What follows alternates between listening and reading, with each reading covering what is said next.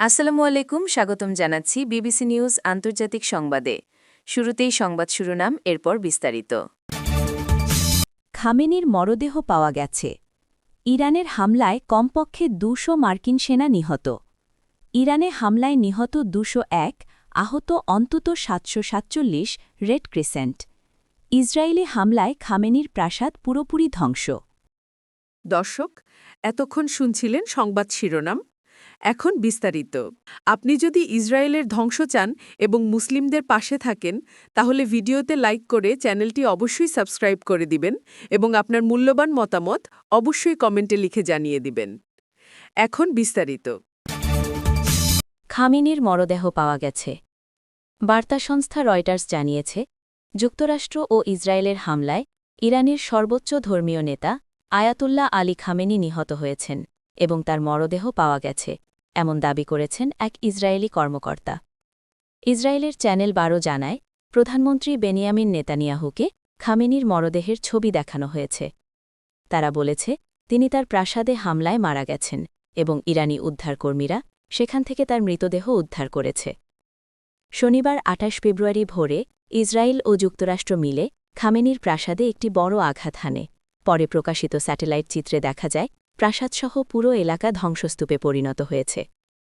তবে ইরান খামেনির মৃত্যু সংবাদকে অস্বীকার করছে।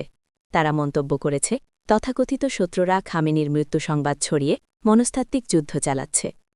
ইরানের দুই সংবাদ মাধ্যম তাসনিম নিউজ এবং মেহের নিউজ জানিয়েছে, তাদের নেতা এখনও বেঁচে আছেন এবং তিনি দৃঢ়তার সঙ্গে যুদ্ধের ময়দানে নেতৃত্ব দিয়ে যাচ্ছেন।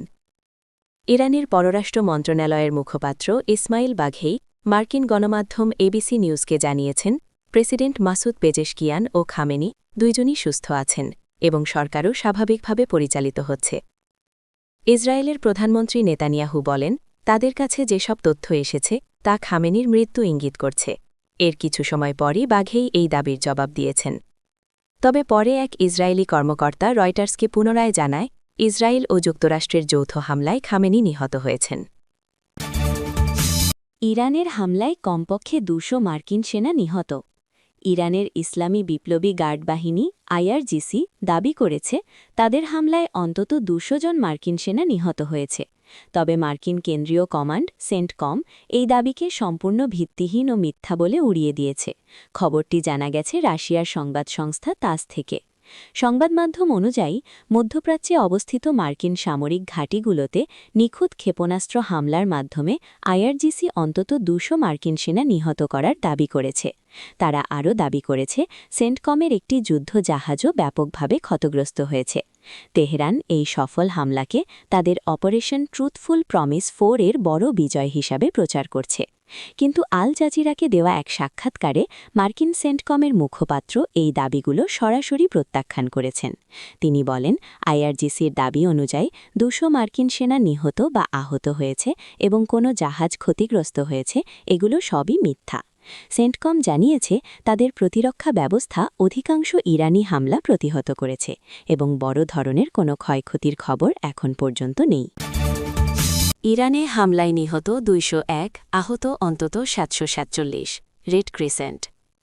ইরানের বিভিন্ন প্রদেশে যুক্তরাষ্ট্র ও ইসরায়েলের হামলায় অন্তত ২০১ জন নিহত এবং ৭৪৭ জন আহত হয়েছেন। কাতার ভিত্তিক সংবাদ মাধ্যম আল জাজিরার প্রতিবেদনে এ তথ্য জানা গেছে। ইরানের রাষ্ট্রীয় যান সংস্থা ইরানিয়ান রেড ক্রিসেন্ট সোসাইটির একজন মুখপাত্র মেহের নিউজ এজেন্সিকে জানিয়েছেন, হামলায় দেশের ২৪টি প্রদেশ ক্ষতিগ্রস্ত হয়েছে। তিনি আরও জানান, বর্তমানে আক্রান্ত এলাকায় ২২০টির বেশি উদ্ধার ও চিকিৎসা দল কাজ করছে। ধ্বংসস্তূপ থেকে হতাহতদের উদ্ধার অভিযান অব্যাহত রয়েছে। তবে হামলার বিষয়ে এখনও আনুষ্ঠানিক কোনো বিবৃতি দেয়া হয়নি। ইসরায়েলি হামলায় খামেনির প্রাসাদ পুরোপুরি ধ্বংস। শনিবার সকালে তেহরানে ইসরায়েল ও যুক্তরাষ্ট্রের যৌথ আকস্মিক হামলায় ইরানের সর্বোচ্চ ধর্মীয় নেতা আয়াতুল্লাহ আলী খামেনির প্রাসাদ সম্পূর্ণভাবে ধ্বংস হয়ে গেছে বলে জানা গেছে। এই হামলায় ইরানের president Masoud Pezeshkian, Ayatollah Ali Khamenei এবং উচ্চপদস্থ সামরিক কর্মকর্তা ও মন্ত্রীদের বাসভবনও লক্ষ্যবস্তুতে পরিণত হয়। স্যাটেলাইটে প্রকাশিত ছবিতে দেখা যায় খামেনির প্রাসাদটি ধসে পড়েছে এবং আশপাশের এলাকা কালো হয়ে গেছে, যা বড় ধরনের বিস্ফোরণের ইঙ্গিত দেয়। সূত্র আল জাজিরা।